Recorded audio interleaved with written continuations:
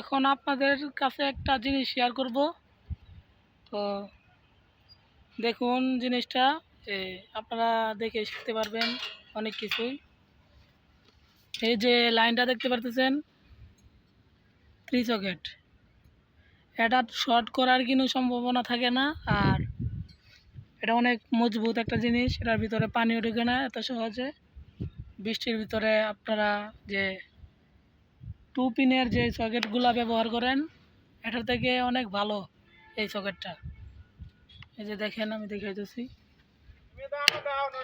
এই যে দেখতে পারতেছেন, এটার ভিতরে পানি ঢোকার সম্ভাবনা খুবই কম।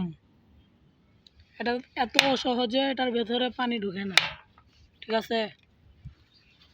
তাই এটা, এই যে এখানে আরও আছে দেখতে পারতেছেন,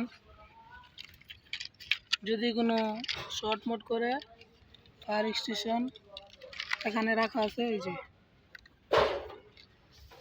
তো ভিডিওটা আপনারা আশা করি ভালোভাবে বুঝতে পারছেন।